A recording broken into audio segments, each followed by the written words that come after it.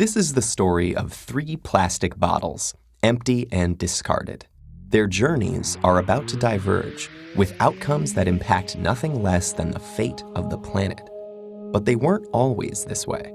To understand where these bottles end up, we must first explore their origins. The heroes of our story were conceived in this oil refinery.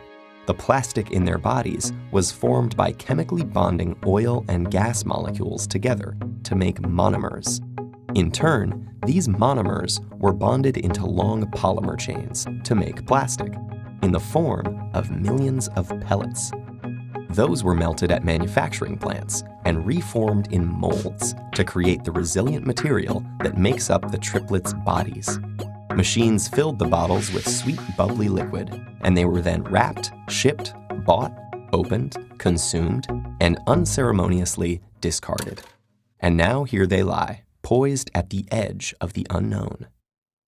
Bottle 1, like hundreds of millions of tons of his plastic brethren, ends up in a landfill.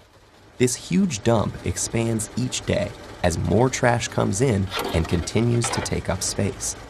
As plastics sit there being compressed amongst layers of other junk, rainwater flows through the waste and absorbs the water-soluble compounds it contains, and some of those are highly toxic. Together, they create a harmful stew called leachate, which can move into groundwater, soil, and streams, poisoning ecosystems and harming wildlife. It can take Bottle 1 an agonizing 1,000 years to decompose. Bottle 2's journey is stranger, but unfortunately no happier. He floats on a trickle that reaches a stream that flows into a river, and a river that reaches the ocean. After months lost at sea, he's slowly drawn into a massive vortex where trash accumulates, a place known as the Great Pacific Garbage Patch. Here, the ocean's currents have trapped millions of pieces of plastic debris. This is one of 5 plastic-filled gyres in the world's seas, places where the pollutants turn the water into a cloudy plastic soup. Some animals, like seabirds, get entangled in the mess. They and others mistake the brightly colored plastic bits for food.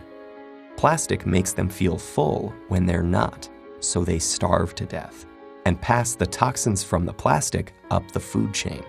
For example, it's eaten by lanternfish. The lanternfish are eaten by squid.